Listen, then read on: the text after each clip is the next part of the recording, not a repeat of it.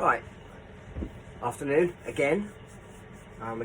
Once again working with Alclad 2 chrome. There we go. That's the stuff I'm using. So I've done two previous videos on a helmet that was fairly ill prepared, really. Just a coat of full dip, a coat of primer, and then a coat of black gloss, roughly sprayed over. It was all very rough, just to see how Alclad 2 would actually perform based upon that. So what I've done now is I've taken a previous build, which is this Batman helmet that I've done before. Now I'm going to test it again because, well, everyone's got a black Batman helmet, so let's see if we can do a chrome one and see how that looks. Now this has been properly finished because this was up on the shop for sale as it stands, and it's been finished properly with a proper coat of black, much more even, and then it's also had a polyurethane top coat on it as well. So I'm now interested to see how this will perform on this. So let's give it a go. Now the potential is I'm going to wreck the helmet and it will react with the polyurethane top coat. We don't know, but I'm very interested to find out what happens. So this is a helmet I'm willing to sacrifice if it goes horribly wrong, or it's going to be vastly improved and move away from being a black Batman helmet to a chrome Batman helmet. Let's see how we go. So, airbrush has been prepared. So I'm just going to add the Alclad 2.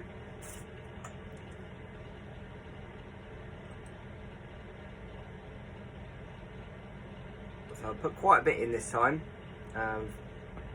just because I ended up refilling it twice last time. So I want to see how far one dispenser will actually do on a helmet. So let's go.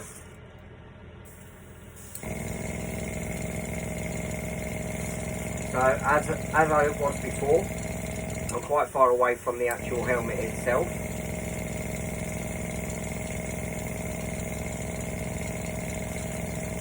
I'm doing a very, very light coat to begin with.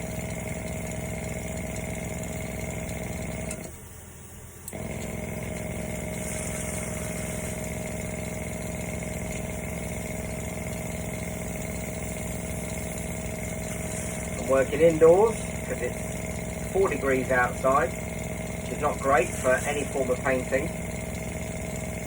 So I'm in my shed because it's the most sensible place to be. And this time of year I have a real problem trying to get anything finished because I'm looking for the break in the weather where I can actually get something sprayed outside and still have time to let it dry. So I'm hoping that this will revolutionise my winter build.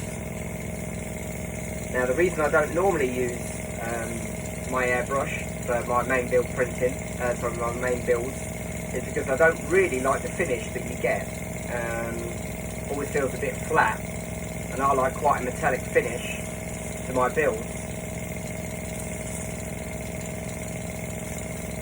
For anybody that follows me on Facebook, you'll know that I really like my shiny builds.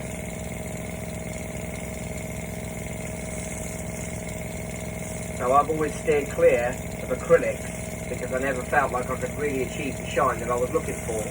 And I generally go for Painter's Touch by Rust-Oleum or car paint as my main go-tos to achieve the finish I'm looking for.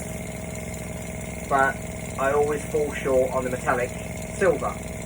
Always comes out a little bit on the kind of dull brush steel kind of finish, which is not always what I'm looking for. I generally like something that's a little bit more reflective, a little bit more chrome orientated, along those sort of lines. So I've been looking for something that's actually going to give me that kind of reflective shine that I so cover in my builds. So to find something that promises that you can achieve that with an airbrush indoors, for me is quite an exciting prospect, because it's going to really change some of my builds. So hence the reason this road test. Now, as I always coat everything in this polyurethane spray, which I get from B&Q, I always worry about reactions. Now, metallic paint reacts terribly. One of the key things issues that I've had in my metallics is using metallic paint is that they crinkle if they react with whatever paint. I haven't quite worked out what it's reacting to, but the reaction to it is quite severe, and I've lost 2 builds because of it.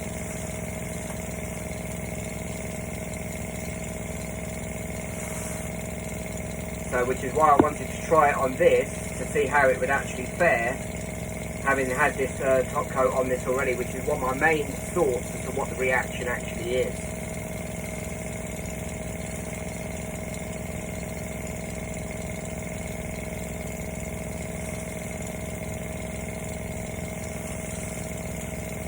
And I have to say, it's coating really well. There's no reactions whatsoever.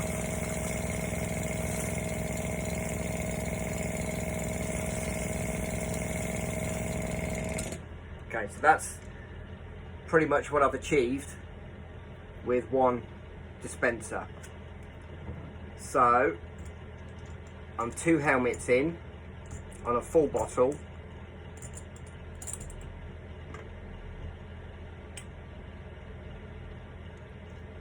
Another full dispenser there, and I'm about just under halfway out the bottle. So I'm pretty sure that this should actually finish it off, in which case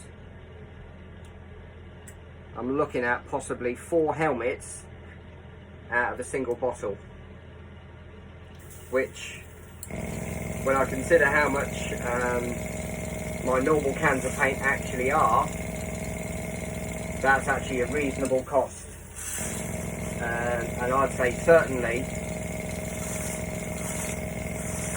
comparable, if not better value than what I would normally, the route I'd normally go with the normal rattle cans.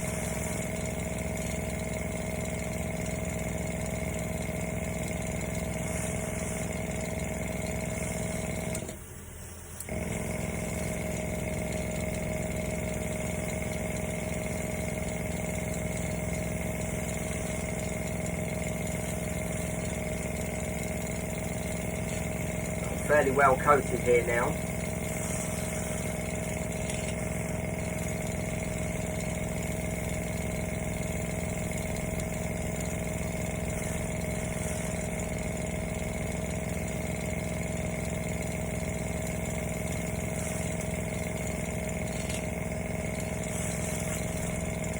I can see myself painting.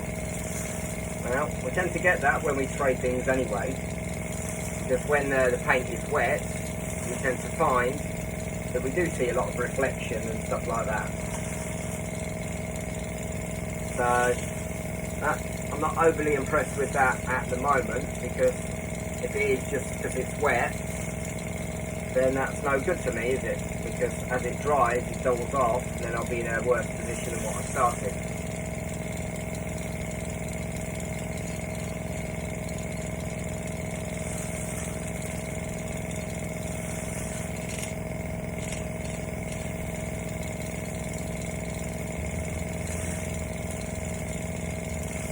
I think the distance is key in terms of getting a really even coat.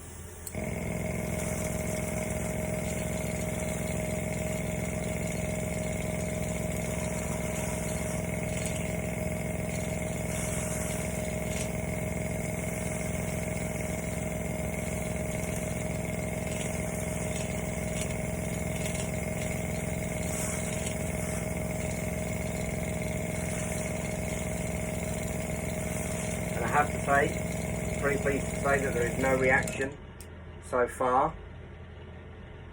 Let's see how much I've got left. Loads left. I can keep going with this one. I've got another round of coats. Wow, that's dry to the touch. And I have to say, so far, that is an impressive metallic shine. So if you get your finish right, which you can see I haven't completely on this one. This is an old build, so hopefully I've improved a bit since then. But you can see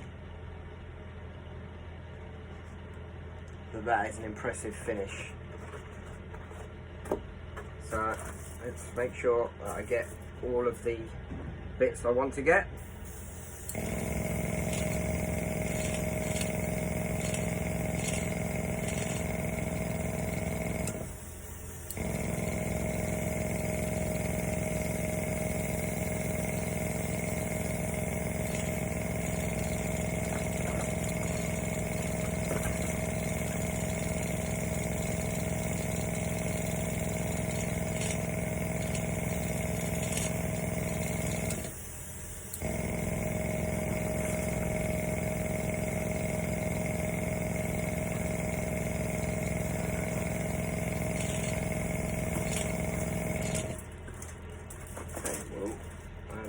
Oh, it's rolling around, but it's dry, so it doesn't matter.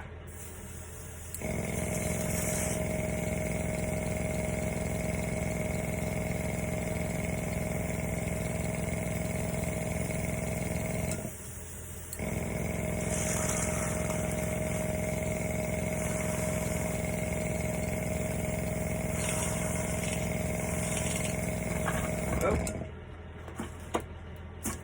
Again, it's dry, so it doesn't matter. I have to say, I'm loving this stuff. I'm loving the finish. It's much more what I would hope it would be, what I'd hope to achieve.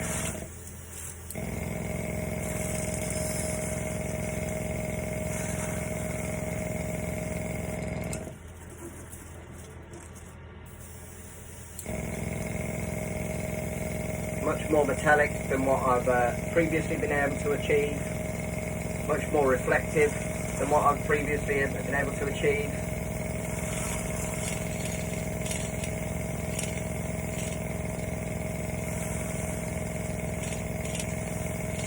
And the more I'm building it up, the better it's getting. So you can see yourself painting, you know you've got a good reflection. But be aware, more reflective finishes will show up every imperfection in your build. So it's unlikely I'll be selling this one.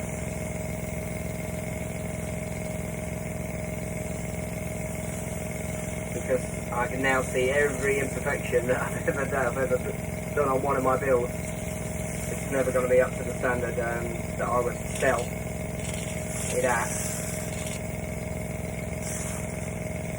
Who knows, I might give it away.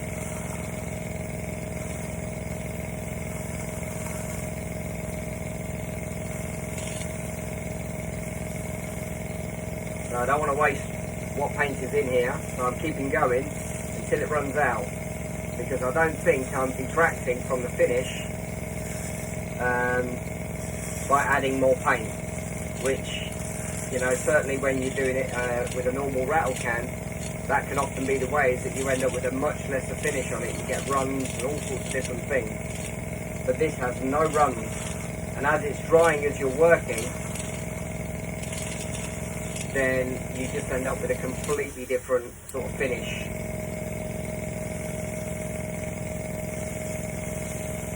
And a lot of the dangers that you have, plus the fact that, you know, quite often I'll spray, there we go, and then that's out. So that's now finished. So I've done 2 hoppers full of chrome, and overall I've used over 2 helmet builds. I've used half a bottle, and it's about £6 or £7 a bottle. It's not cheap, but it's not expensive, and it's dry to the touch. And look at that finish.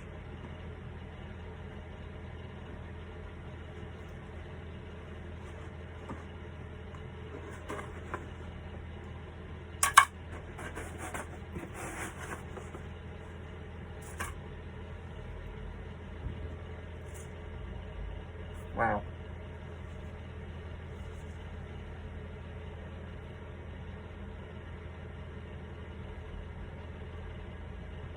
It gives you a really good view. And that's what you end up with. Like I say, all your imperfections will show. If you haven't prepared the foam properly and done all the proper sanding techniques, then they will show. But in terms of your paint finish,